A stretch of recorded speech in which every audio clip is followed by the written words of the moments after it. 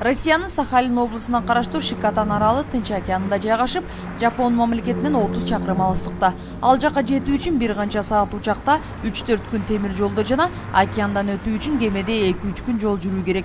Кичинекей аралдын өтө алыс экендигине карабай жакшы жашоону үмүт кылган кыргыздын 43 жараны аталган аралчадагы островной балык комбинатына иштеш үчүн барышкан. Бирок ал жердин шарты алар ойлогондой болбой, айлык акыларын аз өлчөмдө төлөп беришкен. Буга наразы болгон эмгек мигранттары аралда митингге чыгышып, иш таштоого чейин барышкан.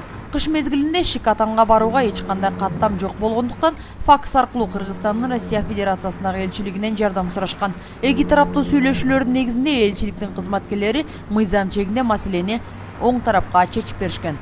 Бул маселени чечүү үчүн биз Сахалин облус боюнча прокуратура менен миграцион служба менен биргеликте иштеп, ошонун жыйынтыгы ар бир 43 адамга жол киресин төлөп, анан Шикотанда бир аз карыздар бар болчу.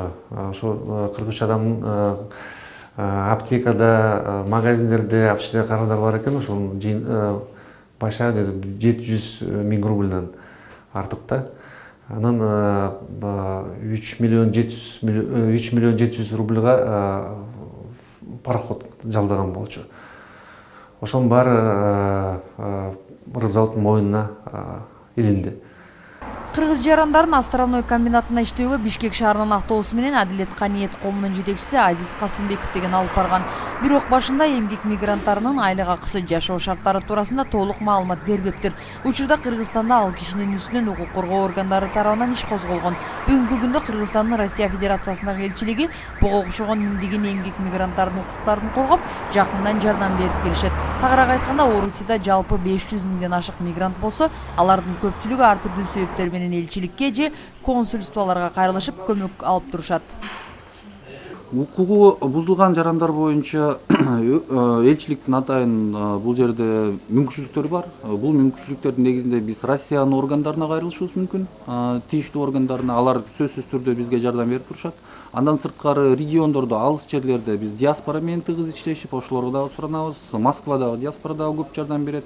Көбүнчө ошол маданият тармагынан элге түшүндүрүү жумуштарды, эгерде мыйзамда өзгөрүүлөр болсо, биз диаспораны суранабыз, элге маалымат таратып берилет.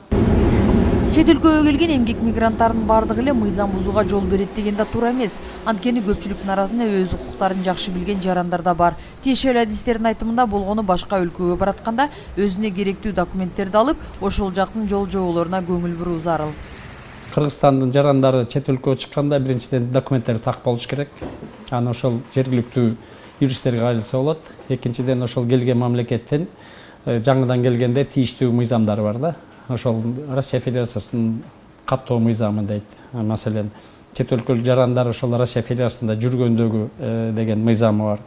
Ошол мыйзамдарды хотя бы эч болбосо үстүртөн билип, негизги талаптарын билсе жакшы болот. Келгенде жеңил болот. Кыргызстандын Россия Федерациясындагы элчилиги ар дайым Орусиянын аймагында иштеп окуп жүргөн кыргыз эмгек мигранттарынын укугун ар тараптан коргоп, алар үчүн жакшы шарттарды түзүп берүүгө аракет кылышат. Ал үчүн миграция кызматы, укук коргоо органдары, бейтапканалар жана тиешелүү мекеме ишканалары менен тыгыз кызматташып турушат.